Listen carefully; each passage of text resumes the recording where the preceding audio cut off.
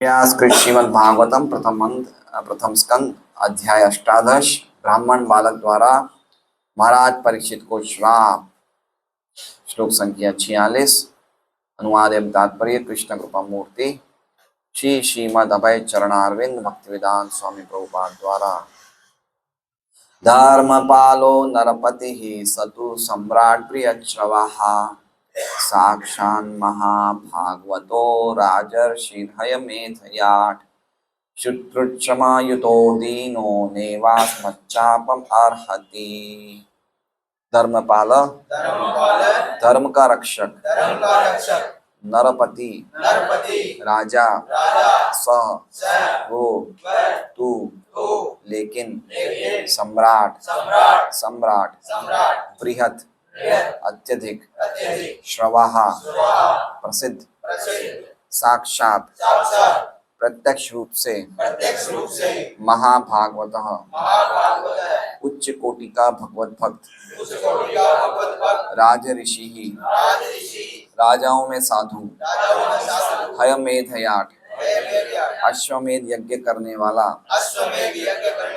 शुद्ध भूख त्रिट प्यास श्रमयुतः थकाहारा दीन विपत्ति का मारा न कभी नहीं एव इस प्रकार अस्मत् हमारे द्वारा शापम श्राप अर्हति के योग्य है। अनुवाद। सम्राट परीक्षित एक पवित्र राजा हैं। वे अत्यंत प्रसिद्ध हैं और उच्च कोटि के भगवत भक्त हैं। वे राजाओं में संत राजर्षि हैं और उन्होंने अनेक अश्वमेध यज्ञ किए हैं। अब जब ऐसा राजा भूख तथा प्यास का मारा थका हारा होता है तो वो किसी भी तरह से शाप दिए जाने के योग्य नहीं होता। ओम अज्ञानतिमिरान्धस्य ज्ञानाञ्जनशलाकया चक्षुरुन्मीलितं येन तस्मै श्रीगुरवे नमः। नाम शेषकं मनुमपि शचीपुत्रम् अत्र स्वरूपं रूपं तस्याग्रजमुरुपुरीं माथुरीं गोष्ठभाटिं राधाकुण्डं गिरिवरं महो राधिका माधवाशां प्राप्तो यस्य प्रथितकृपया श्रीगुरुं तं नतोऽस्मि। वन्द्यं श्रीगुरोः श्रीयुतः पदकमलं श्रीगुरून् वैष्णवांश्च श्रीरूपं साग्रजातं सहगणरघुनाथान्वितं तं सजीवं साद्वैतं सावधूतं परिजनसहितं कृष्णचैतन्यदेवं श्री राधा कृष्ण पादान सहगण ललिता श्री गुरु वैष्णव भगवान के स्मरण है विघ्न विनाशन अनायास होय निज वांछित पूर्ण। हरे कृष्णा कृष्णा कृष्णा हरे हरे हरे राम राम राम हरे हरे। सभी भक्तों का भागवतम क्लास में स्वागत है।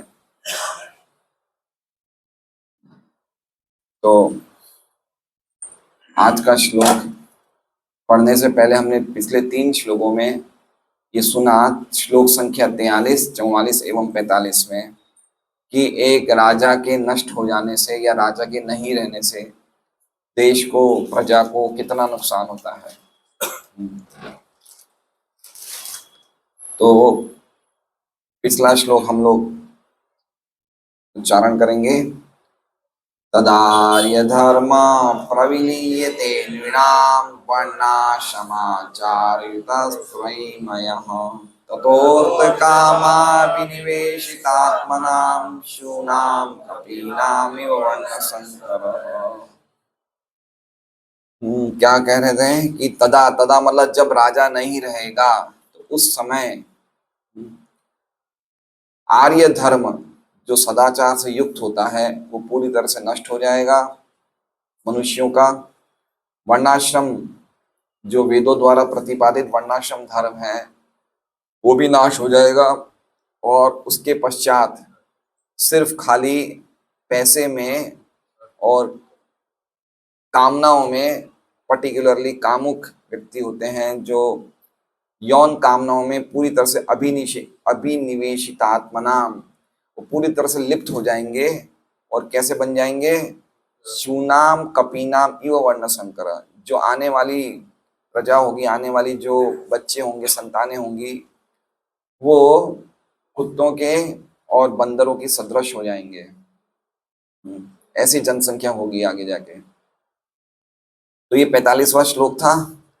44वें श्लोक में भी बताया गया है कि अगर ऐसे राजा नहीं रहेंगे तो जनता की धन संपत्ति को, देश की धन संपत्ति को लुटेरे लूटेंगे, आपस में एक दूसरे को मारेंगे और क्या कहते हैं, हानि पहुंचाएंगे, और पशुओं को और स्त्रियों को और धन को अपहरण करेंगे, अत्यधिक मात्रा में चोर लोग। ठीक है।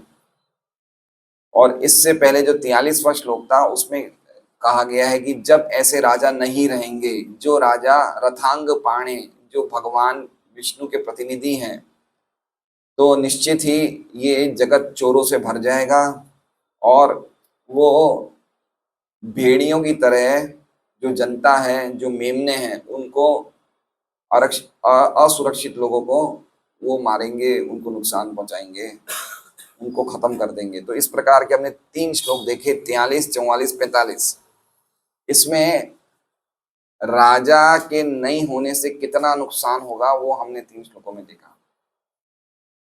अब जो आज का श्लोक है वो बहुत विशेष है। विशेष इसलिए है कि ये तो मैंने ये नुकसान बताया कि अगर कोई राजा नहीं हो, मतलब सामान्य राजा को भी श्राप नहीं देना चाहिए।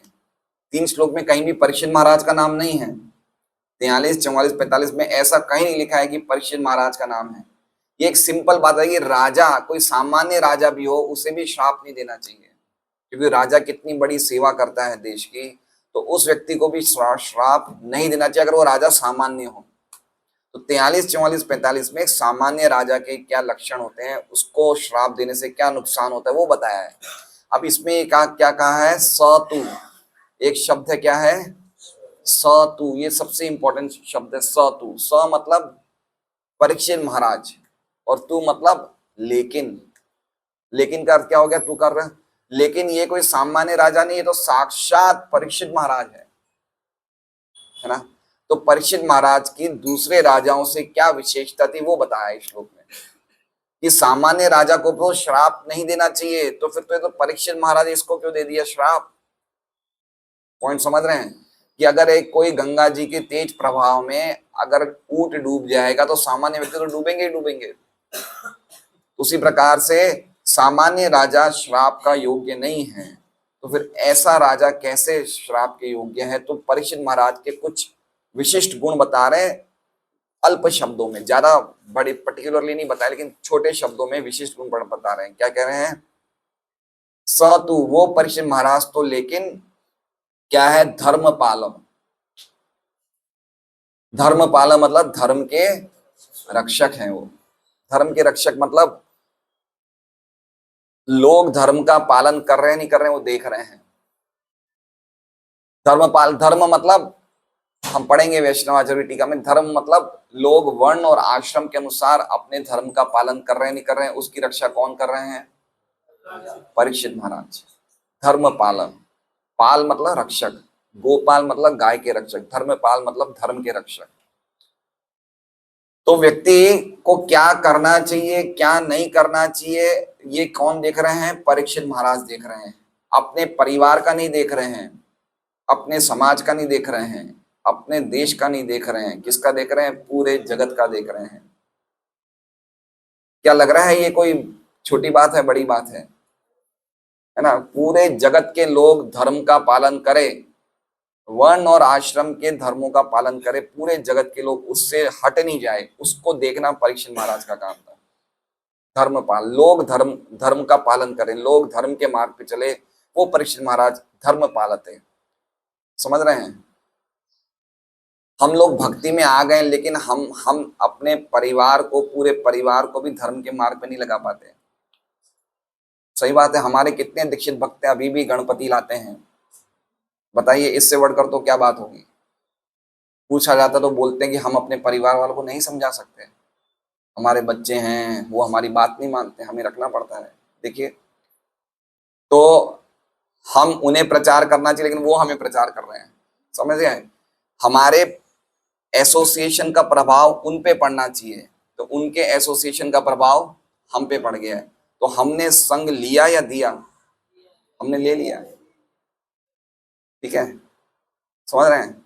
दीक्षा लेने के बावजूद घर में तो हम बच्चों को समझा नहीं रहे हैं कि बेटा ये क्या जरूरत है, कुछ समझाओ, उन्हें लॉजिकली समझाया जाए। इसमें कितना कितनी, ये देखिए खाली 6-7 श्लोक तो वो शमिक ऋषि अपने बेटे को समझा रहे हैं लॉजिकली, तुमने क्या गलत काम किया। ऐसा नहीं कि एक शुरुआत में एक जोर से थप्पड़ मार दिया, बिल्कुल बेकार आदमी, तुमने ऐसा क्या कहा, लॉजिकली समझा रहे हैं कि ये राजा तो पाप के योग्य नहीं था, ये तो श्राप के योग्य नहीं था, तुमने क्या कर दिया। तो पूरा पर्टिकुलरली समझा रहे हैं कि पहले तो मैं इसको समर्थन नहीं दे रहा हूँ जो तुमने किया, पहले तो ये बता रहे हैं। दूसरा क्या बता रहे हैं, राजा के गुण बता रहे हैं, राजा में क्या क्या गुण होते हैं और क्यों नहीं श्राप मिलना चाहिए। तीसरा अब ये परीक्षित महाराज का बता रहे हैं। तो सिस्टमेटिकली अगर किसी को समझाया जाए घर में कि बेटा ये काम गलत है, ऐसा गणपति जी हमको नहीं रखना चाहिए, ये कहीं शास्त्रों में नहीं लिखा है, लेकिन ना तो हमारे पास इतना टाइम है और हमें लगता है कि बच्चों के सामने कौन जिद करेगा या हमारी घर वाले के सामने कौन जिद करेगा, तो हम ले आते हैं गणपति। खाली गणपति की बात नहीं है, बहुत सी बातें हैं। हम लोग बच्चों को शिक्षा नहीं देते हैं, एक परिवार के व्यक्तियों को भी हम धर्म के मार्ग पे नहीं ला पा रहे, ये पूरी दुनिया के लोगों को ला रहे हैं। क्या बड़ी बात है? नहीं है। थोड़ा हमें रिफ्लेक्ट करना चाहिए। आप एक व्यक्ति को खुश कर सकते हो, उसे कितना रुपया भी दे सकते हो, आप चाहे जो कुछ भी उसके लिए कर सकते हो, लेकिन वो धर्म का आचरण करे, धर्म का पालन करे, वो करवाना बहुत भारी काम है, बहुत भारी काम है। किसी को व्यक्ति को बोलो भाई 4 नियम का पालन करे, प्याज लहसुन नहीं खाए, चाय पीने, वो सब बात मान जाएगा, लेकिन ये बातें नहीं मानेगा आपकी। लेकिन ये परीक्षित महाराज ऐसे व्यक्ति थे, ये धर्म पाला, नरपति मतलब ये नरों में श्रेष्ठ थे, नर के स्वामी थे, ऐसे राजा थे जो धर्म पालन करने वाले थे। तो मतलब ये परीक्षित महाराज तो धर्म के पालन करने वाले थे। मतलब ये गुण हो सकता है दूसरे राजाओं में नहीं हो, लेकिन इनके जो विशिष्ट गुण हैं जो दूसरे राजाओं से इनको अलग करते हैं वो बता रहे हैं। आगे क्या कह रहे हैं, सम्राट बृहच्छ्रवा, ये खाली एक देश के राजा नहीं है, सम्राट, सम्राट मतलब सार्वभौम राजा, मतलब पूरी पृथ्वी के राजा है। ये पूरी पृथ्वी के राजा हैं। पूरी पृथ्वी के राजा मतलब एक देश के राजा होना और एक पूरी पृथ्वी के राजा होने में भी डिफरेंस है ना। जैसे अभी पूरी पृथ्वी का सबसे शक्तिशाली राजा कौन है? अमेरिका है ना। तो पूरी पृथ्वी के ये एक सिंगल व्यक्ति चला रहे हैं, सम्राट है। तो क्या इसके कोई दुश्मन होंगे? कह रहे नहीं, बृहच्छ्रवा, बोले इनकी इतनी अत्यधिक कीर्ति है, अमेरिका की कीर्ति नहीं है। वो तो अपनी जोर जबरदस्ती से राजा बना हुआ है, किसी के सामने कुछ भी बोल देता है, कोई सामने बोल नहीं सकता है। तो ऐसा करने से आधे तो लोग दुश्मन बन जाते हैं, इस्लामी देश दुश्मन बन जाते हैं। लेकिन ये कैसे व्यक्ति हैं? बृहच्छ्रवा मतलब बृहद मतलब बहुत ज्यादा, और श्रवा मतलब इनकी कीर्ति, इनकी रेपुटेशन, इनका यश पूरे पूरे पृथ्वी पे फैला हुआ है, यहाँ तक कि ऊंचे लोकों में भी इनका यश फैला हुआ है। हमने देखा था ना जब ये विश्व विजय पे निकले थे, इनकी कीर्तियां गाई जाती थी कि इनके ये कैसे राजा थे, इनके पूर्वज कैसे थे, इनकी कीर्तियां गाई जाती थी। तो ये कोई सामान्य राजा नहीं है, ये धर्म का पालन करने वाले हैं, ये सम्राट हैं, ये बृहच्छ्रवा है। आगे क्या कह रहे हैं, साक्षात महाभागवतो है ये। कौन है? साक्षात, साक्षात महाभागवत है ये। साक्षात्कार समझ रहे हैं क्या होता है?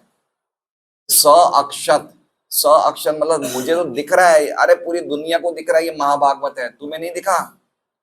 श्रृंगी को बोले तुम्हें नहीं दिख रहा? पूरी दुनिया देख रही है, महाभागवत है। पूरी दुनिया जानती है कि पेट में इनके भगवान ने रक्षा करी, गर्भ में, है ना। जैसे मान लीजिए कि अगर कोई कहे कि आज क्लास में अरविंद जी नहीं आए थे, तो मैं क्या कहूंगा? अरे मेरे सामने बैठे थे। साक्षात्कार समझ गए? स अक्षत, अक्षत मतलब आंखें, स मतलब सामने, मैंने उनको सामने देखा है, मुझे दिख रहा है ना, वो बैठे थे। ऐसे कैसे बोल सकते नहीं यार, इसमें प्रमाण की क्या जरूरत है, मैंने देखा है। तो इसमें प्रमाण की जरूरत नहीं कि महाभागवत है, पूरी दुनिया जानती है। क्या तुम नहीं जानते? श्राप देने से पहले सोचा नहीं था? साक्षात महाभागवत, महाभागवत है, महाभागवत। ऐसे व्यक्ति को तुमने श्राप दे दिया। तो ये चौथा गुण बता रहे हैं। आगे क्या कह रहे हैं, राजर्षि हैं ये राजाओं में संत हैं, कोई सामान्य राजा नहीं है। कौन है ये? संत है। एक्चुअली में राजाओं में एक भावना होती है, भोग विलास की भावना होती है। यद्यपि वो देश का पालन करते, लेकिन उनमें कंचन और कामिनी को भोगने की एक एक एक नेचुरल टेंडेंसी होती है। ठीक है ना। राजा, क्षत्रिय राजा होते हैं, खूब सारी रानियां रखते हैं, खूब धन होता है।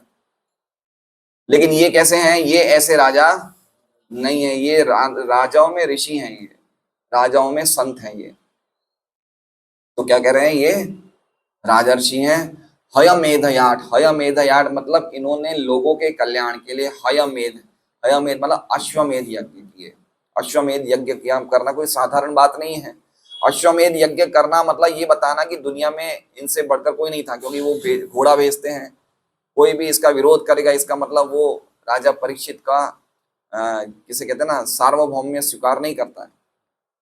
लेकिन ये ऐसे राजा थे जिन्होंने क्या किया? अश्वमेध यज्ञ किया।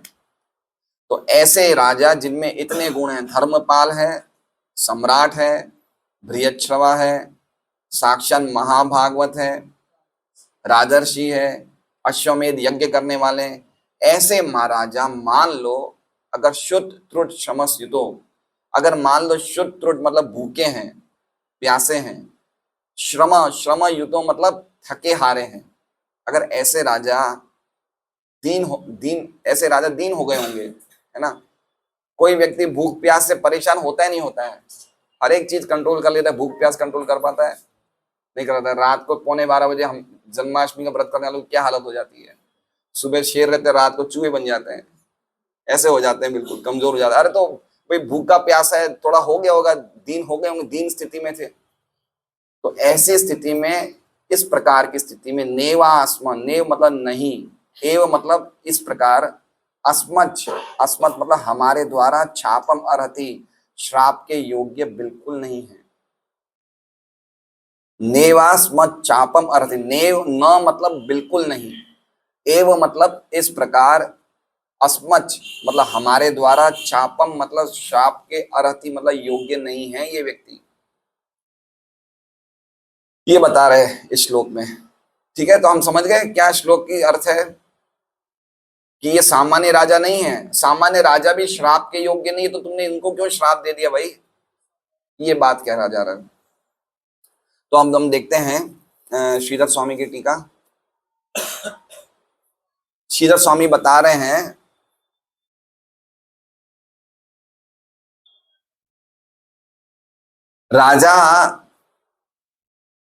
राजा मात्र को शाप देना अयोग्य है। उसको विशेष गुण बताते हुए 1.5 श्लोकों में परीक्षित महाराज के विशेष गुण बता रहे। 1.5 श्लोक है। कितना श्लोक है ये? 1.5 है। देखिए इसमें 3 लाइन है क्या भागवतम में? तो एक लाइन वो ऊपर वाला जो है वो आधा हो गया, और नीचे की 2 लाइन पूरा श्लोक हो गया, तो 1.5 श्लोक कह रहे हैं। 1.5 श्लोक में राजा परीक्षित की विशेषताएं बता रहे हैं। क्या विशेषताएं उनमें? तो कह रहे हैं हयमेधयाट, ये अश्वमेध यज्ञ करने वाले हैं।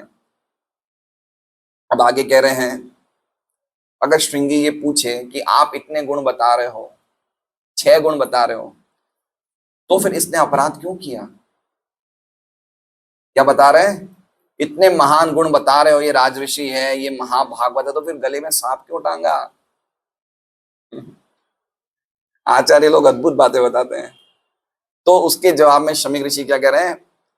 शुद्ध त्रुटि, अरे भाई भूखे प्यासे थे, है ना, भूखे प्यासे थे और श्रम से युक्त थे, थके हारे थे, भूखे प्यासे थे और श्रम से युक्त थे, और इसलिए दीन बन गए थे, दीनता आ गई थी, है ना, दीन बन गए थे। तो ऐसी स्थिति में हमें उनका स्वागत करना चाहिए। अब देखिए क्या बता रहे हैं श्रीधर स्वामी, ऐसी स्थिति में वो हमारे यहाँ आए तो हमें उनकी आवभगत और स्वागत करना चाहिए, और उसके अभाव में अगर उन्होंने इंसल्ट फील किया और सांप डाल दिया तो क्या गलत किया? उल्टा हमने उनको शाप दे दिया। कहने का मतलब शमीक ऋषि ये कह रहे हैं कि आपके घर पे कोई व्यक्ति आए, चलो आप उसको पानी नहीं दो, पानी तो हम दुश्मन को भी पिलाते हैं, अरे पानी तो मांग रहे थे वो, चलो पानी मत दो, लेकिन उल्टा तुम ही श्राप दे दोगे उसे, समझ रहे? जैसे मान लीजिए कि मैं हंस प्रभु के घर पे गया, है ना, तो इन्होंने पहले तो जाली वाले दरवाजे से खोला, तो खोलते ही इन्होंने क्या किया, मुझे अच्छा वेलकम नहीं दिया। समझ रहे हैं? Dry reception. अच्छा, जैसे मन में एक मुस्कान होनी चाहिए ना कि भाई आए हैं प्रभु जी, इतने टाइम के बाद आए हैं, तो ये एक खुशी इन्होंने व्यक्त नहीं करी। तो पहले मैंने इंसल्ट फील किया, पहला इंसल्ट, फिर इन्होंने दरवाजा तो खोल दिया फिर बैठा दिया।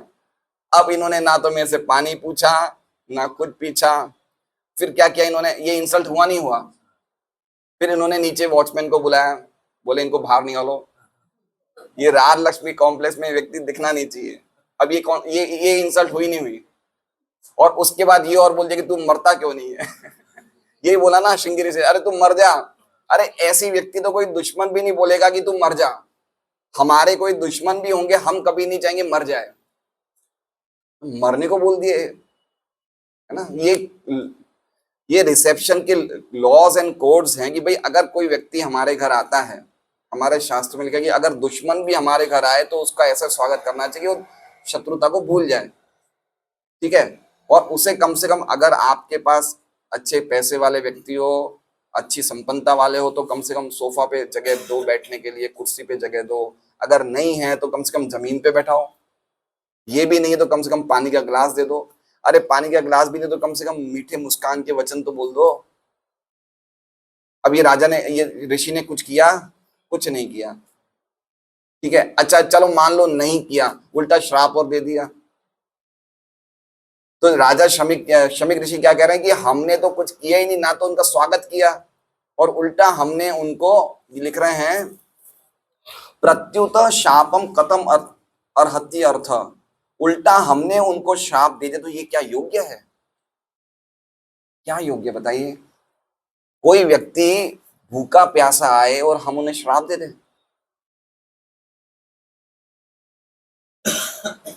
भागवतम के तीसरे स्कंद में राजा मनु, स्वयंभू मनु, अपनी बेटी देवहूति और शत्रुपा के साथ करदम मुनि के आश्रम में जाते हैं, अपनी बेटी का करदम मुनि से विवाह करने की इच्छा से। तो करदम मुनि ध्यान कर रहे थे कुटिया में, लेकिन देखा कि इतने बड़े राजा आए हैं, तो उनका इतना वार्म वेलकम किया, बहुत अच्छा स्वागत किया।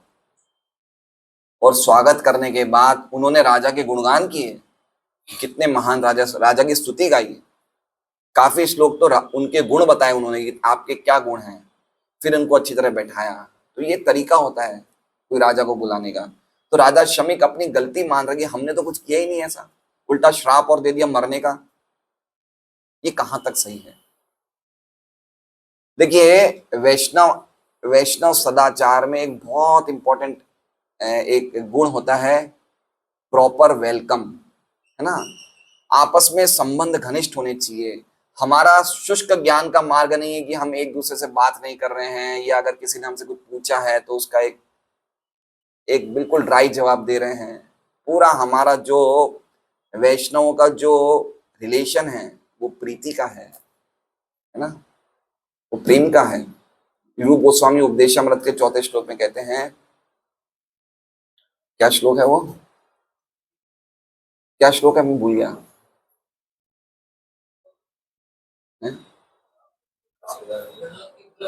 ददाति प्रतिगृणाति गुह्यम आख्याति पृच्छति भुंक्ते भोजते चैव षड्विधि प्रीति लक्षणम।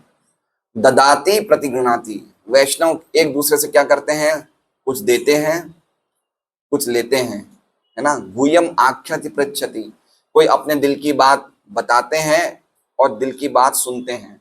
भुंक्ते भोजते चैव, और उनके यहाँ प्रसाद लेने जाते हैं और उनको प्रसाद के लिए बुलाते हैं। षड्विधि प्रीति लक्षणम, ये 6 लक्षण अगर भक्तों में नहीं हुए तो कभी भी प्रचार नहीं हो सकता है, और अगर प्रचार करेंगे भी तो फेलियर होगा, है ना। ये खाली 6 लक्षणों से दूसरे लोग आकर्षित होते हैं कि भक्तों में कितना प्रेम है। अरे भक्त मिलते कहाँ हैं, भक्त बनाने में टांगे टूट जाती है, कोई सामान्य बात नहीं है। और जब भक्त मिलते हैं तो हमारे पास उनके साथ अच्छी तरह रिलेशन का वो नहीं मिलता है, कैसे उनसे संबंध रखने चाहिए। अमानिना मान देना, ये मार्ग ही पूरा कंप्लीटली भौतिक जगत से उल्टा मार्ग है, भक्तों का मार्ग। अमानिना मान देना, अपने मान की चाह मत रखो, दूसरे को मान दो।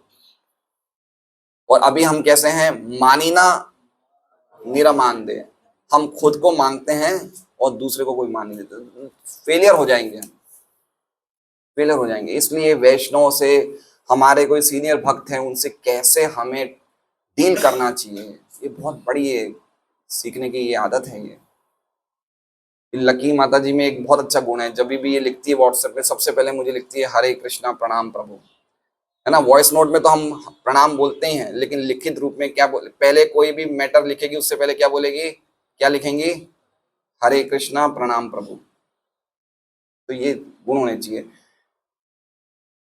अभी हम देखते हैं कुछ भक्त सीधा चालू करते, प्रभु जी बताइए इसका क्या, अरे भाई साहब आप पूछो तो सही, कुछ प्रणाम करो कुछ अब हम प्रणाम नहीं चाहते, लेकिन एक एटिकेट होते हैं, एक एटिकेट होते हैं कैसे किसके साथ बात करनी चाहिए। मान लीजिए कि अभी गोपालगंज प्रभु मंदिर में सर्विस कर रहे हैं, पुरुषगारी कर रहे हैं, ठीक है, और सव्यसाची प्रभु लाइन में खड़े हैं, है ना, उनके पहले 25 लोग प्लेट लेके खड़े हुए हैं और सव्यसाची प्रभु 26वें नंबर पे हैं।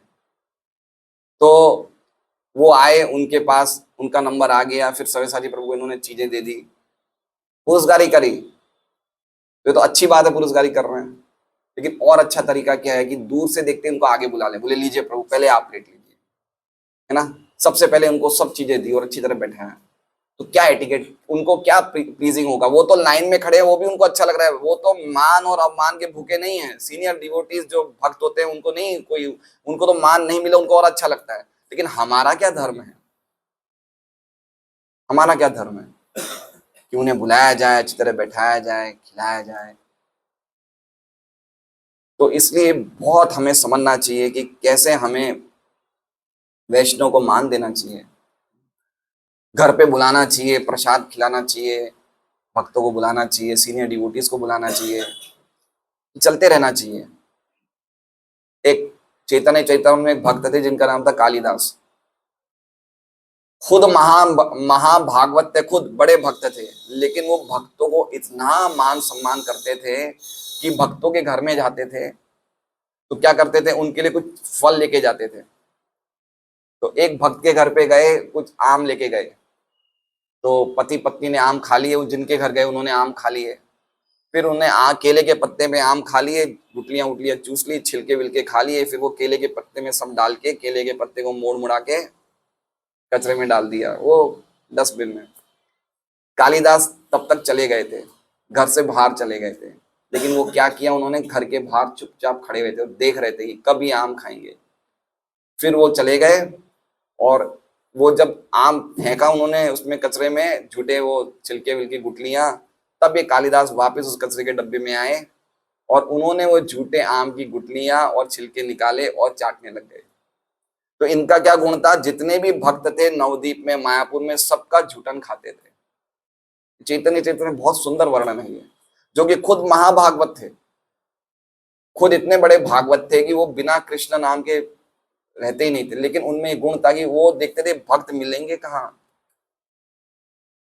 और वो पूछते नहीं थे, पूछेंगे तो मना कर देंगे, इतने बड़े भक्त को हम कैसे अपना झूठा खिलाएं, पूछते नहीं थे, चुपचाप खाते थे। और दूसरी आदत क्या थी उनकी, अगर कोई भक्त पहले अपने दरवाजे से घर पे जाता था, तो उस टाइम तो ये पेवर ब्लॉक या पत्थर की फ्लोरिंग नहीं होती थी, उस टाइम तो मिट्टी, कच्ची मिट्टी होती थी। तो वो जिस रास्ते से भक्त गया, उस रास्ते पे वो लोटपोट होते थे कि ये भक्तों के पैरों की धूली लगी है यहाँ पे, तो वो लोटपोट हो जाते थे। ये उनकी क्वालिटी थी, बताइए। अब हम ये चीज तो हम लोग नहीं कर सकते हैं, लेकिन एटलीस्ट कम से कम हमें जितना हो सके उतना तो करना चाहिए। ये तो हमारे लिए सोचना भारी काम है, अरे हमारे पास टाइम ही नहीं है भक्तों को बुलाने के लिए, तो जूठा कहाँ से खाएंगे।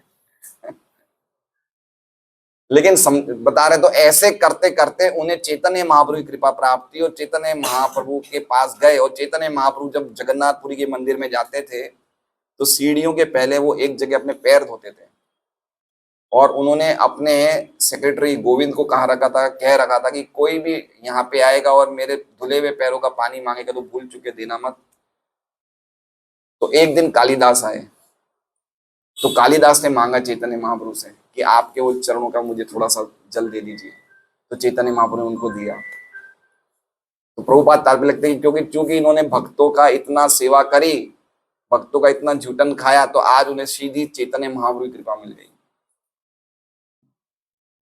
इसलिए हमें समझना चाहिए कि भक्तों का क्या क्वालिटी होती है, कैसे हमें भक्तों से कितना हमें सावधानी पूर्वक व्यवहार करना चाहिए ना। महाभागवत है भाई, ये कोई सामान्य व्यक्ति नहीं है, पूरी दुनिया को भक्त बनाने में लगे हुए हैं। पहला पहला पहला अपराध क्या है? भगवान नाम के प्रचार करने में जीवन समर्पित करने वाले महाभागवतों की निंदा करना, है ना। जो निंदा करने से इतना नुकसान होता है, तो उनको प्रसन्न करने से कितना लाभ होगा। ये बहुत बड़ा टॉपिक है, ये हम तो ज्यादा वर्णन नहीं कर सकते, लेकिन बताया गया है कि देखिए, दुर्वासा मुनि ने अम्बरीश महाराज को परेशान किया, तो कितना बड़ा उनको उसकी सजा भुगतनी पड़ी। क्या सजा मिली पता है आपको? 1 साल तक पीठ के पीछे गीजर लगा के घूमे। क्या लगा के घूमे? गीजर, आप समझ, हीटर। हीटर में रहे हुए, रूम हीटर में, हीटर ही चिपका दी होंगे, सुदर्शन चक्र की गर्मी चल रही थी उनके पीछे। तो ये वैष्णव निंदा का फल है। हीटर हीटर मेरा कहने वाला कि सुदर्शन चक्र की गर्मी थी ना, हीटर से ज्यादा ही होगी, कम थोड़ी होगी। है ना। तो हम देख सकते हैं दुर्वासा मुनि, अच्छा हम कोई गलत काम करते हैं वैष्णव के प्रति, तो कैसे उसका रंग निकलता है, कैसे उसका रिजल्ट आता है, हमें पता नहीं चलता है, लेकिन आता जरूर है। जैसे दुर्वासा ऋषि के केस में हुआ कि वो 1 साल तक भागते रहे, फिर भगवान के पास गए, भगवान ने बोला अम्बरीश से माफी मांगो। सौबरी मुनि का देखिए आप काम। सौबरी मुनि ने ये नियम रखा था कि मैं अपने यमुना जी में, वो यमुना जी के अंदर ध्यान कर रहे थे, यमुना जी के अंदर ध्यान कर रहे थे, लेकिन उन्होंने क्या, कालिया सांप को उन्होंने आश्रय दिया था यमुना में, और ये बोला था कि गरुड़ अगर यहाँ पे आएगा तो मैं उसे मरवा दूंगा। गरुड़ जी को क्या बोला उन्होंने? असुर को तो उन्होंने आश्रय दिया, और भक्त के लिए बोले कि ये यहाँ नहीं आ सकता है। तो ये भक्त का अपमान करने से सौबरी मुनि के हृदय में कामुक वासनाएं जाग उठी, और राजा मानधता की 50 बेटियों से शादी कर ली। तो कभी कभी हमारे हृदय में भौतिक इच्छाएं बढ़ जाती है, क्यों? भक्तों के अपराध करने से। देख रहे हैं तो कैसे अपराध करने से भक्ति में मन नहीं लगता है, और वासनाएं बढ़ जाती है, वासनाओं का जन्म हो जाता है भक्तों का अपराध करने से। तो अलग अलग इंस्टेंसेस देखते हैं। एक ऐसे ही थे रामचंद्रपुरी, चैतन्य चैतन्य महाप्रभु के गुरु थे ईश्वरपुरी, और उनके गुरु थे माधवेंद्रपुरी। तो माधवेंद्रपुरी के शिष्य थे ये रामचंद्रपुरी। तो माधवेंद्रपुरी शरीर छोड़ते छोड़ते रो रहे थे भगवान के विरह में, मतलब उनको आनंद आ रहा था भगवान के विरह में रोने के लिए। तो इन्होंने, इन रामचंद्रपुरी ने क्या कहा कि अरे आप तो इतने बड़े व्यक्ति हो, आप रो रहे हो ऐसे टाइम पे। तो उन्होंने कहा कि नालायक भाग जाए यहां से। किसने कहा? माधवेंद्रपुरी ने। तो ऐसे अपने गुरु के प्रति इस प्रकार की बातें बोलने से माधवेंद्रपुरी इतने बड़े, अरे रामचंद्रपुरी इतने बड़े निंदक बने कि वो हर एक में फॉल्ट ही फाइंड करते थे, हर एक में दोष ही दोष देखते थे। वो जिससे भी मिलते थे उनका दोष ही देखते थे, यहां तक कि गुरु का अपराध करने से वो चैतन्य महाप्रभु स्वयं भगवान में दोष देखने लगे। अरे ये सन्यासियों की इतनी मीठी चीनी खाता है, इतना भोजन करता है ना। तो हम देख सकते हैं कैसे वैष्णवों का निंदा, क्या प्रकार से वैष्णव को प्रॉपर रिस्पेक्ट नहीं देने से। पॉइंट ये है कि भक्त लोगों को कोई बुरा नहीं लगता, लेकिन भगवान सहन नहीं करते। अब जैसे कौरवों ने पांडवों के प्रति जो भी किया, ऐसा नहीं कि पांडवों ने बहुत दिल में ठेस मानी, वो तो भूल गए थे, वो तो 5 गांव लेने के लिए भी तैयार थे, लेकिन भगवान ने सहन नहीं किया। तो पॉइंट ये है। तो बोल, अब इस केस में क्या क्या सजा मिली वो श्रृंगी को? बताइए क्या सजा मिली इस केस में? इसने ऐसे बड़े महाभागवत को श्राप दिया, क्या सजा मिली अरविंद जी? क्या सजा मिली कबीर प्रभु? हमने देखा ना, दुर्वासा को सजा मिली, सौबरी मुनि को सजा मिली, रामचंद्रपुरी को सजा मिली। तो इस केस में श्रृंगी ऋषि को क्या सजा मिली, या उनके पिता श्रमिक ऋषि को क्या सजा मिली है? ब्राह्मणों का पतन हो गया, पूरी ब्राह्मण जाति को ही सजा मिल गई। देखिए आप भगवान की क्या क्या उनका वो जैसे बोलते हैं ना, एक गाय अपने बछड़े को दूर नहीं देख सकती है, बछड़े को कोई परेशान करे गाय उसको मार देगी, है ना। तो भगवान के भक्त की निंदा करने से पूरी ब्राह्मण जाति को तेज रहित कर दिया भगवान ने। ये एक भक्त को देने की, श्रृंगी और समी को कुछ नहीं किया, लेकिन पूरी ब्राह्मण जाति को ही कर दिया। आज से कोई ब्राह्मण जाति बिल्कुल पावरलेस कर दिया, कोई तुम्हारा श्राप व्राप काम नहीं आएगा। श्राप का दुरुपयोग किया मेरे भक्त के सामने, तो हम समझ सकते हैं कितना खतरनाक है ये। आगे हम पढ़ते हैं, एक बहुत अच्छी टीका है बाल प्रबोधिनी। परीक्षित महाराज श्राप के योग्य नहीं है, नहीं है, इसको 1.5 श्लोक में कह रहे हैं, ठीक है। तो कह रहे हैं, तू शब्द के द्वारा अन्य राजाओं से उनकी विलक्षणता सूचित हो रही है। तू कहां लिखा हुआ है? तू, तू मतलब लेकिन। तो ये तू खाली एक ही जगह अप्लाई नहीं होगा। क्या है ये? तू कहां कहां अप्लाई होगा? तू धर्मपाल, लेकिन ये तो धर्मपाल है। तू सम्राट, तू बृहत्श्रवा, तू महाभागवत, तू राजर्षि, तू हयमेधयान, मतलब तू हर जगह लगेगा, मतलब बताने के लिए कि लेकिन लेकिन लेकिन ये तो सब राजाओं से अलग अलग है। तो ये विलक्षणता बताने के लिए तू शब्द का योग्य उचित किया गया है। आगे कह रहे हैं, धर्मपाल अर्थात वर्णाश्रम की मर्यादा के पालक। वर्णाश्रम कैसे लोग प्रॉपरली फॉलो करें, वर्णाश्रम साक्षात भगवान का धर्म है, तो लोग फॉलो करें, उसके पालक परीक्षित महाराज थे। धर्मपाल का बता रहे हैं, क्योंकि वे सम्राट अर्थात सार्वभौम राजा थे, इसलिए बृहत्श्रवा अर्थात उनकी विपुल कीर्ति थी। विपुल मतलब जिसका कोई अंत नहीं है, है ना, हर जगह असीमित। उनकी कीर्ति ऐसी थी कि कोई भी व्यक्ति उनकी बुराई नहीं करता था, यहां तक कि कली ने भी उनकी गुणगान किया। बताइए, ये भक्तों का विशेष लक्षण होता है कि भक्त लोग, असुरों में भी भक्त लोग असुर लोग भी भक्तों को मान देते हैं। देखिए, पहला श्लोक है षड गोस्वामी अष्टकम का, क्या है? कृष्णोत कीर्तन नाम गान भी कालावसानी कृतो निद्रा नहीं। कृष्ण कीर्तन गान रतन प्रो प्रेमामृत धीरा धीरा जनप्रिय, है ना। तो ये 6 गोस्वामी थे वृंदावन के, रूप गोस्वामी सनातन, ये धीर और अधीर दोनों में प्रिय थे। नारद जी बाल देवताओं में और असुरों में दोनों में प्रिय थे। तो भक्त लोगों का एक क्वालिटी होती है कि वो किसी से दुश्मनी करते नहीं। सामने वाला व्यक्ति करे तो एक अलग बात है, लेकिन उनके मन में कोई भी व्यक्ति, चाहे वो शत्रु हो चाहे मित्र, उनके प्रति शत्रुता का भाव खत्म हो जाता है। तो कह रहे हैं कि उनकी विपुल कीर्ति थी, उनके बारे में सभी गुणगान करते थे। आगे साक्षात महाभागवतों का अर्थ बता रहे हैं। क्या बता रहे हैं? प्रत्यक्ष रूप से, साक्षात मतलब प्रत्यक्ष रूप से दिख रहा है। ऐसा नहीं है कि मैं देख रहा हूं, पूरी दुनिया देख रही है। क्या देख रही है? फलाभी संधि से रहित। ये कैसे राजा थे? ये कोई भी फल की कामना से इन्होंने कभी राज्य, इनका राज्य करने का एकमात्र उद्देश्य था धर्म का पालन करना, भगवान की प्रीति के लिए। तो कह रहे हैं फलाभी संधि रहित, फल के लिए इन्होंने राज्य नहीं किया। और दूसरा क्या बता रहे हैं अर्थ महाभागवत का? निरंतर भगवत सेवक थे। निरंतर मतलब इन्होंने कभी भगवान की सेवा रोकी ही नहीं। अंतर मतलब समझ रहे हैं? अंतर मतलब रुकावट, और निरंतर मतलब बिना रुके। ये 24 घंटा 365 दिन पूरे साल इन्होंने फॉर अ मोमेंट भगवान की सेवा नहीं रुकी। आप समझे, ये महाभागवत के लक्षण होते हैं। महाभागवत कभी भी भगवान को भूल नहीं सकता, है ना। भक्तों के भी हमने देखे 3 लक्षण होते हैं, एक हमारे जैसे कनिष्ठ भक्त हैं, एक मध्यम भक्त हैं, एक महाभागवत है। तो इन्होंने कभी भी भगवान की सेवा को, मतलब कभी इन्होंने सेवा, मतलब ऐसा नहीं है कि वो कुछ मंदिर में पूजा करते थे, नहीं, वो तो अब राज्य भी चलाते थे, है ना, अलग अलग जगह भी जाते थे, लेकिन भगवान का स्मरण कभी भी वो भूले नहीं। भगवान का स्मरण भी 9 सेवाओं में एक सेवा है, तो कभी वो भूले नहीं। स्थावर जंगम देखे न देखे तार मूर्ति, सर्वत्र है निज इष्ट देव स्फूर्ति। हर जगह वो भगवान को ही देखते थे, है ना। हमें अभी शनिवार को हम वेसु गए थे भागवतम क्लास के लिए, तो एक भक्त रेगुलर नहीं आ रहे, काफी टाइम से कम आ रहे हैं या क्लास में भी नहीं आ रहे। तो मैंने उन्हें कहा कि प्रभु जी आप आ नहीं रहे रेगुलर।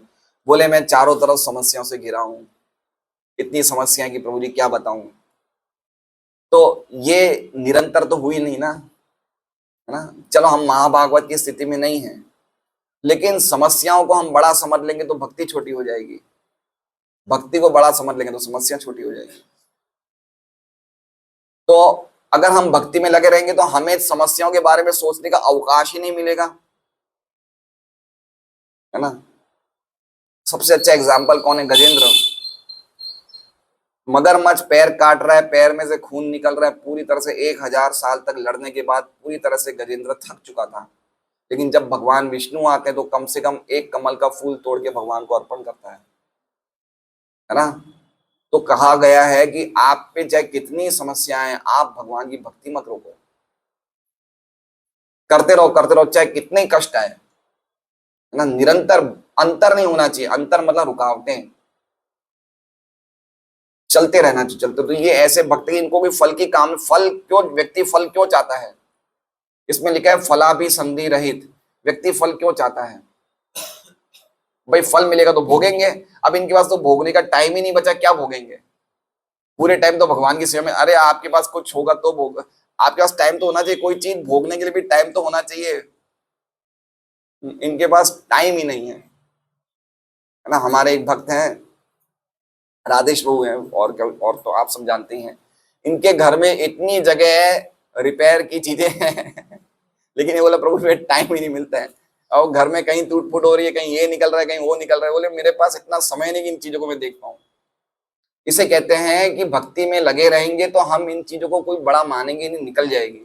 तो ये राजा ऐसे थे कि ये तो, इनके तो भोग में कोई फलाभिसंधि रहित, इनका कोई फल की इच्छाओं के बिना ये तो राज्य चलाते थे। इनका राज्य चलाने का उद्देश्य खाली भगवान की सेवा ही था, और कोई राज्य चलाने का उद्देश्य नहीं था। तो ये साक्षात महाभागवत का अर्थ बता रहे हैं। आगे राजर्षि का अर्थ बता रहे हैं।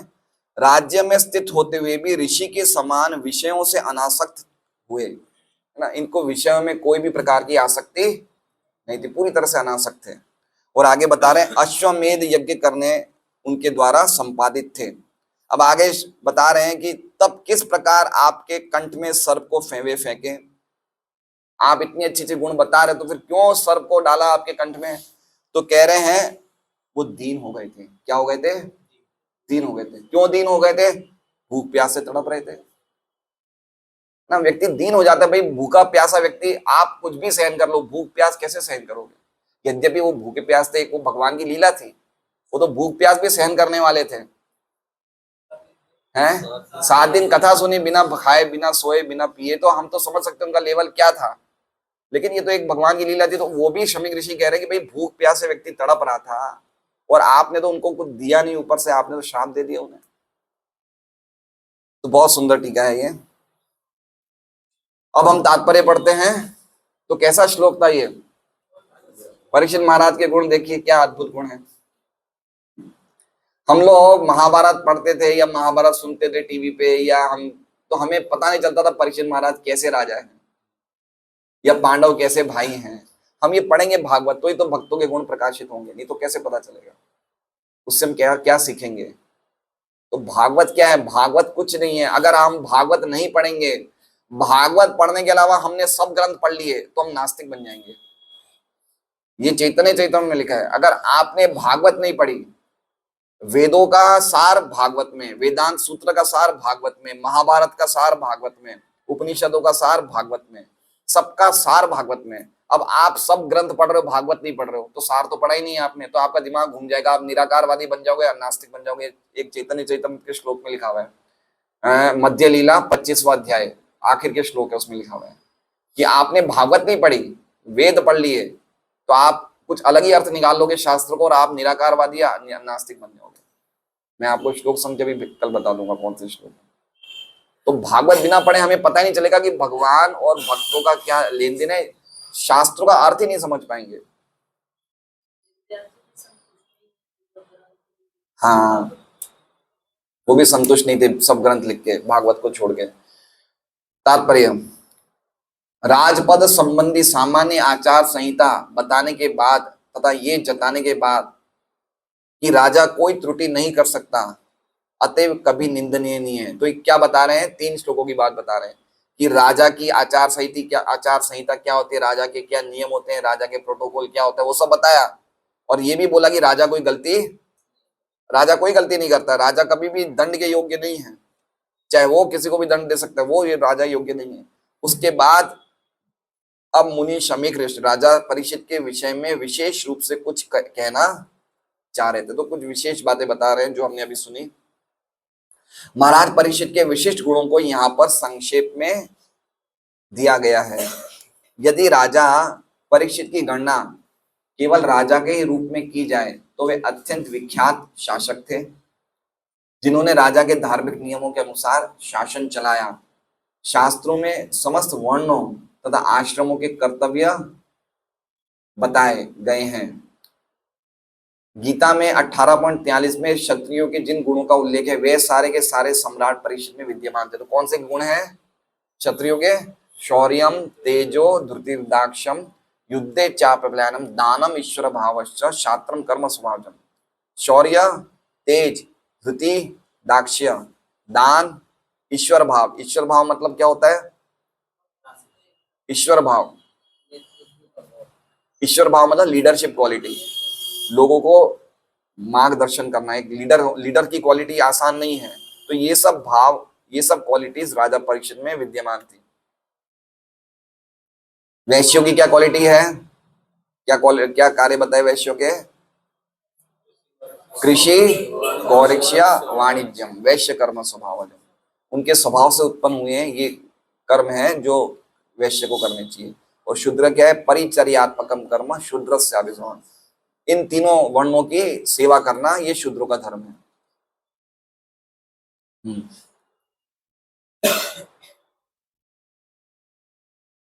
वे भगवान के महान भक्त भी थे और स्वरूप सिद्ध व्यक्ति भी थे, है ना, महाभागवत और राजर्षि। ऐसे राजा को शाप देना कदापि उचित नहीं है जब वो भूख और प्यास से थका मांदा हो। विशेष रूप से कब होना? अरे भाई तुमने श्राप दिया, देखो तो सही उनकी कंडीशन तो देखो क्या है, लिखा है ना, जब वह विशेष रूप से थका हारा भूखा प्यासा हो और आपने श्राप दे दिया। आप देखो तो सही, श्राप देते टाइम उसकी क्वालिटी कंडीशन तो देखो भाई। कोई व्यक्ति आपके घर में हालत खराब हुई आ रहा है, पानी मांग रहा है, आप श्राप दे रहे हो, है ना।